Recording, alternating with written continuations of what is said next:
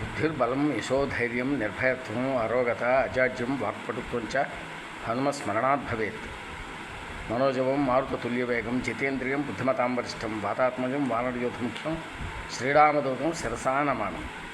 శ్రీరామ్ జయ రామ్ జయ జయ రామ్, శ్రీరామ్ జయ రామ్ జయ జయ రామ్, శ్రీరామ్ జయ రామ్ జయ జయ రామ్. హరే రామ రామ రామ హరే హరే, హరే కృష్ణ కృష్ణ కృష్ణ హరే హరే. శ్రీరామ రామ రామేతి రమే రామే మనోరమే సహస్రనామ తత్తుల్యం రామనామ వరారణే. శ్రీరామనామ వరాణభోం నమైతి.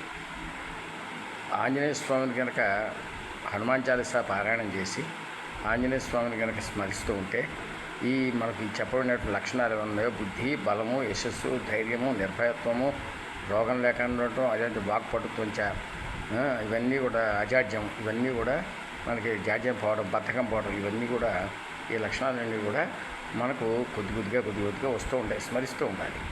ఈ చేయడం వల్ల వస్తుంది. ఏంటంటే ఆ లక్షణాలను మనం ప్రాక్టీస్ చేయాలి. మనం చేస్తే వస్తుంది ఏదైనా కానీ. హనుమంతుడిని స్మరిస్తూ ఆయనకి ఏం లక్షణాలు అయితే ఆయన దగ్గర ఉన్నాయో ఆ లక్షణాలను మనం కూడా ప్రాక్టీస్ చేయాలి. మనం చేస్తేనే వస్తుంది. బుద్ధి, అలాగే మంచి బుద్ధిని మనం అలవాటు చేసుకోవాలి. బలం అంటే శారీరకమైన బలాన్ని, మానసికమైన బలాన్ని పెంచుకోవాలి.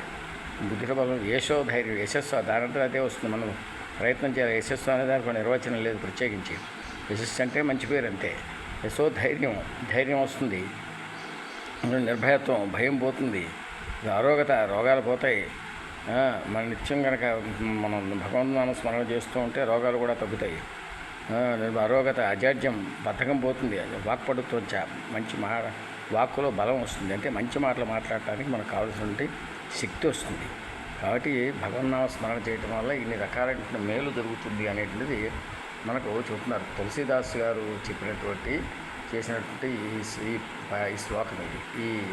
ఈ రెండు చరణాలు కూడా ఈ కనుక చేసుకుంటే మంచిది. చేసుకుంటుంటారు. శ్రీరామ్ జయ రామ్ జయ జయ రామ్. ఓం తత్సత్. శ్రీరామచంద్ర పరబ్రహ్మాత్మస్తు. లక్ష్మణ రక్ష, ఆంజనేయ స్వామి రక్ష. ఓం తత్సత్.